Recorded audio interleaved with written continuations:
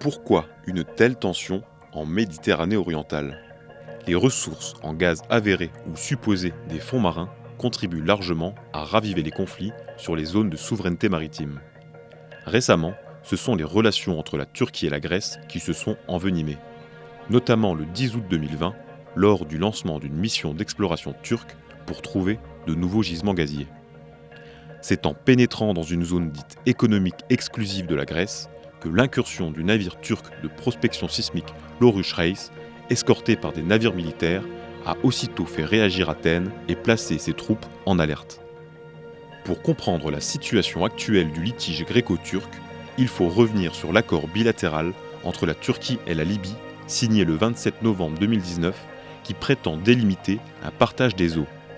La Turquie a étendu son plateau continental jusqu'au point de jonction avec le plateau continental libyen pour s'octroyer des droits sur les fonds sous-marins. Cet accord n'a pas été reconnu par d'autres États. Il s'inscrit dans une stratégie d'influence de la Turquie qui soutient militairement le gouvernement de Tripoli.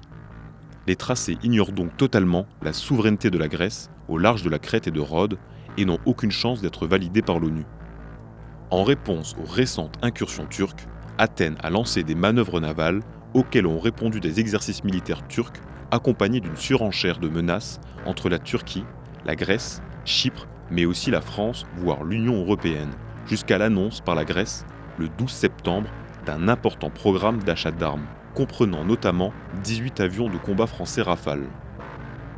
Outre ce fleuron français, la Grèce va se procurer 4 frégates et 4 hélicoptères de la marine, recruter 15 000 soldats supplémentaires et financer davantage son industrie de défense. Le différend gréco-turc se double d'ailleurs d'un contentieux ancien et lourd en mer Égée, car la Grèce voudrait s'accorder des eaux territoriales sur 12 miles marins autour de ces nombreuses îles jusqu'aux abords des côtes turques conformément au droit de la mer, ce qui transformerait, de fait, la mer Égée en une mer grecque. Sous forte pression turque, Athènes limite pour l'heure ses eaux à 6 miles marins. C'est sans compter la farouche dispute autour des 2 îlots grecs d'Imia qui avaient failli conduire les 2 pays à la guerre par le passé et que la Turquie veut classer en zone grise. Or, pour la Grèce, sa souveraineté n'est pas négociable, comme l'avait rappelé son ancien président, Prokopis Pavlopoulos.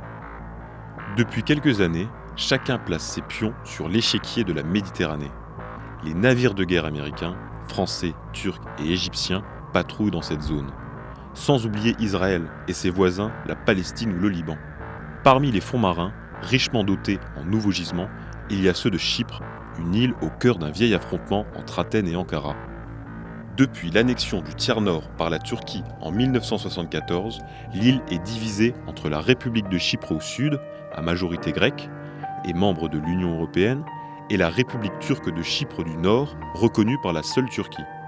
Ankara fait valoir que la République turque de Chypre du Nord doit bénéficier de sa propre zone économique exclusive, qui ampute d'autant celle de la République de Chypre, en plus de revendiquer une partie de la zone économique exclusive chypriote. Avant l'incursion de l'Oruç Reis en zone grecque, la Turquie avait ainsi déjà déployé 3 navires de forage dans les eaux de Chypre. Le fait que la Turquie ait déployé un navire de prospection sismique au large de l'île de Castellorizo ne doit donc rien au hasard. Ce petit territoire grec de 9 km² permet théoriquement à la Grèce d'étendre sa zone économique exclusive en Méditerranée jusqu'à rejoindre celle de Chypre.